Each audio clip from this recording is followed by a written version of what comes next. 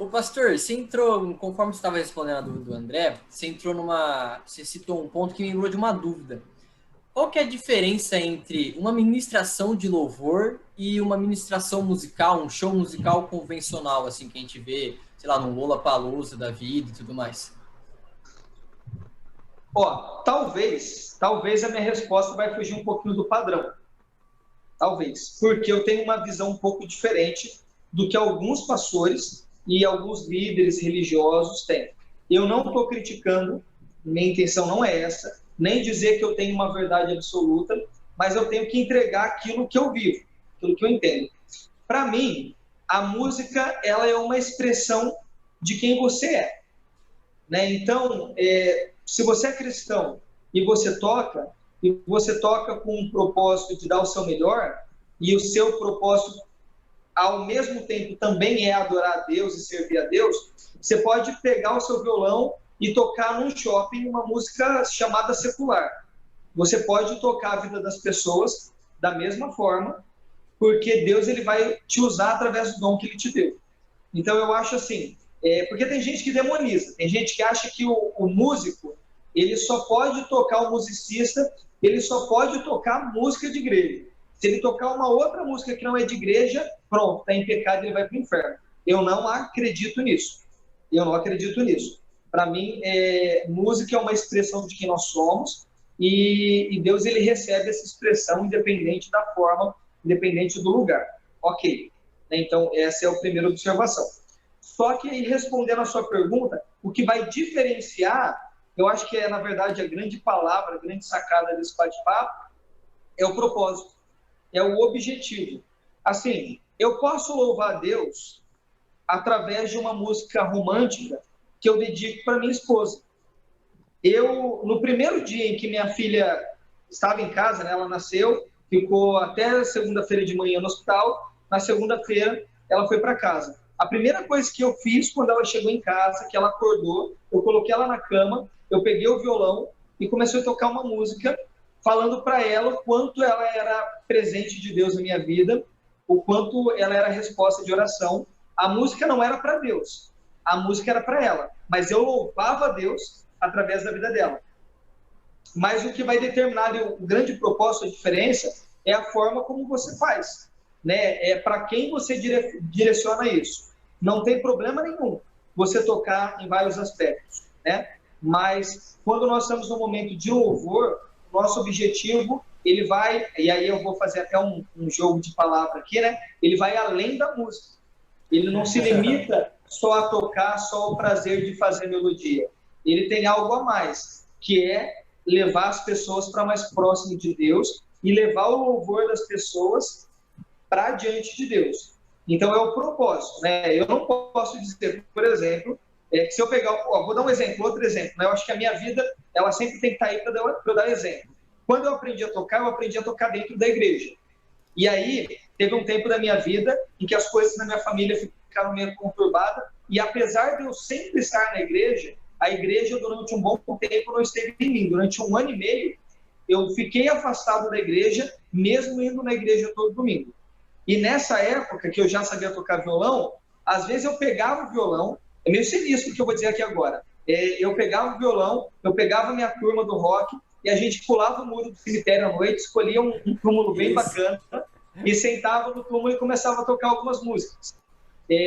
Com certeza, eu não estava adorando a Deus naquele momento, a minha vida não estava servindo um propósito de glorificar o nome de Deus naquele momento, nem por isso eu estava em pecado, nem por isso quer dizer que a música ali era demoníaca, porque eu não fazia nada de errado, a música não tinha nenhuma mensagem oculta, nem satânica, nem nada do tipo, mas o ambiente onde eu estava, o propósito não era louvar a Deus, não era levar Deus para as pessoas, o propósito era alegrar os meus amigos, alegrar as meninas que eu achava interessante.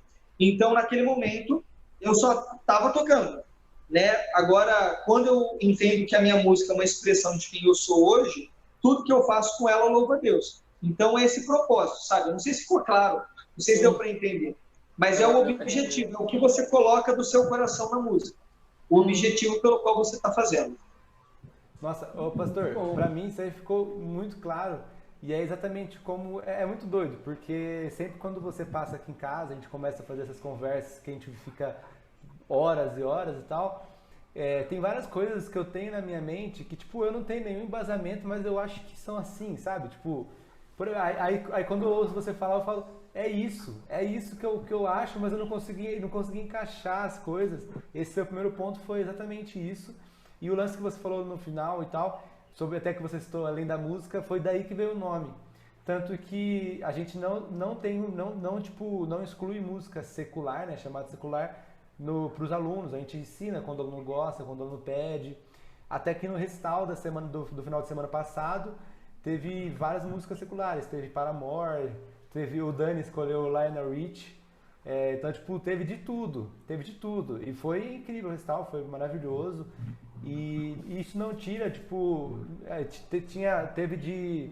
Deixa eu pensar qual música que teve no final. Foi aquela da Teu Amor Não Falha, da moça que canta Teu Amor Não Falha.